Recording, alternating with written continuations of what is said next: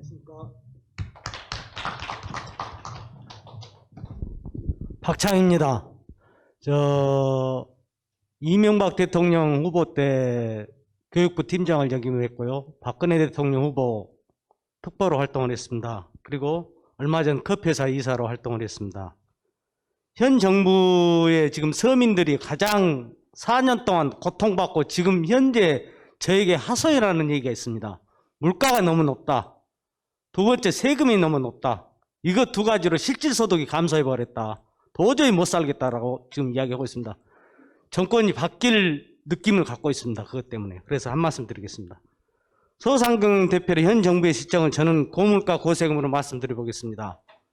물가가 천정부지로 오르고 집주인들은 월세 전세를 올리고 근로자는 임금 투쟁으로 임금을 올리고 국가는 세금을 올리는 악순환이 자꾸 반복되고 있습니다. 여기에 지하철 요금, 버스 요금, 한전의 전기 사용료, 가스공사의 연료비, 유류비 인상 등등 물가 인상 요인이 줄줄이 대기하고 있으니 앞으로가 더 걱정입니다. 근로자 서민의 아우성 소리는 임금 인상 안 해줘도 좋으니 물가를 잡아주었으면 하면 합니다. 그런데 지금은 물가 정책이 완전히 실종되어 버렸습니다. 물가와 세금이 안정되면 집값, 전월세값이 안정되고 무리한 임금 인상 요구도 잠잠해지며 한전의 원전 건설로 전기 사용료 인상 요인을 없애고 지하철 요금, 버스 요금 적자이므로 최소로 올리고 하면 정상적인 경제순환이 돌아오지 않을까 생각합니다. 아무튼 생존권인 쌀값부터 장바구니 물가, 전 품목이 다 올라 겁이 나는데 다른 물가는 말할 것도 없지요. 그럼 여기서 근로자의 입장, 소상공인의 입장, 농촌 현실, 건설 현장, 부동산 측면에서 고물가와 고세금의 폐해를 짚어보고자 합니다. 첫째, 근로자 입장입니다.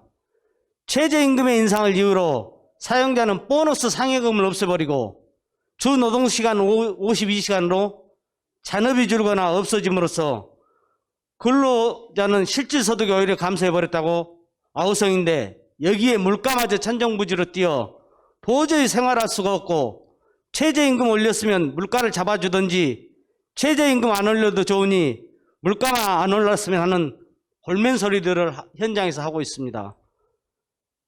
최저임금 인상은 제품값 인상을 나타내고 각종 물가 인상, 다시 임금 인상 요구 등 악순환이 반복되고 있습니다. 둘째, 사용자의 입장, 소상공인의 입장에서 한번 보겠습니다. 커피숍 사장님의 말씀입니다. 원재료비, 부재료비, 인건비, 각종 공과금 인상 등으로 모든 것이 상승함으로써 도저히 해나갈 수 없는 지경이라고 말씀하십니다. 물가를 잡아주고 각종 공과금 인상 요인을 잡아줬으면 합니다라고 말씀하십니다. 셋째, 농촌 현실의 입장에서 보면 사료비, 종자비, 비료값, 거름값, 농약값 인상 등으로 도저히 농사수지 타산에 맞지 않아 물가를 잡아줬으면 합니다. 작금 농수축산물 물가 인상 요인으로 농수축산물 모든 게 안 오른 게 없습니다. 소비자는 금쌀, 금계란, 금호박 등 금농수축산물 때문에 겁이 나고 여기에 현장에서는 양을 줄여버리는 기현상까지 발생하고 있습니다. 넷째, 건설 현장입니다. 철근값, 시멘트, 몰타르, 레미콘, PH 파일, 합판 등 원자재 값이 안 오른 게 없어서 분양가 상승 불보듯 뻔하다고 합니다. 물가 인상을 잡아줘야 한다고 강조하십니다. 저기 나주시장님 후보님 계신데 물가 인상 신경 많이 써주시기 바랍니다. 다섯째, 부동산 정책 실패의 고세금의 입장을 한번 살펴보겠습니다. 이필상 국세행정개혁위원장님의 말씀입니다. 세금은 정부가 걷는 것이 아닌 납세자인 국민이 내는 것으로 작금의 정부는 징벌적 과세로 집값만 올려버렸다고 말씀하십니다. 이 위원장은 현 정부대로 유독 많아진 세법 개정 행태를 비판하며 부동산 가격과 세금이 숨바꼭질을 하고 있다고 말씀하십니다. 특히 양도소득세 등 부동산 세법이 가장 큰 문제라는 지적입니다. 이 위원장은 부동산 가격이 오르면 정부가 이를 잡겠다고 거래세, 보유세를 올리는데 부동산 시장이 세금에 대한 내성을 기르며 인상분까지 반영해 더 높은 가격으로 거래되는 악순환이 나오고 있다고 말씀하십니다. 집 없는 사람이 영원히 무주택자로 살 수밖에 없는 환경이 됐고, 집 있는 사람도 세금 때문에 집 유지가 불가능해지는 상황이 됐다고 합니다. 징벌적 진세는 현 정부의 부동산 정책의 실패로서 고질병이 되고 말았다고 말씀하십니다. 평생 집 한 채 가지려고 노력했던 사람이 보유세 폭탄이 날아오니 집을 팔려는데 이러면 또 양도세 폭탄이 날아온다면서 결국 집을 팔고 더 작은 집으로 이사하거나 전월세로 살아야 하는 징벌이나 다름없으며 고세금으로 인한 현 정부의 부동산 정책의 실패입니다.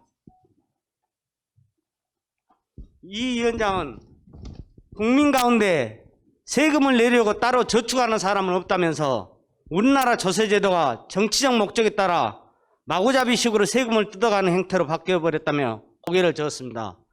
그는 세제개혁에 대해 근본적으로는 세금이 정치수단이 되는 것을 막아야 한다고 말씀하셨습니다. 이 위원장은 국회가 아무리 대의기관이라고 하지만 법을 그냥 통과시킬 수는 없는 것이라며 세금 법안을 만들거나 개정할 때는 국민 동의를 받도록 해야 한다고 강조하셨습니다.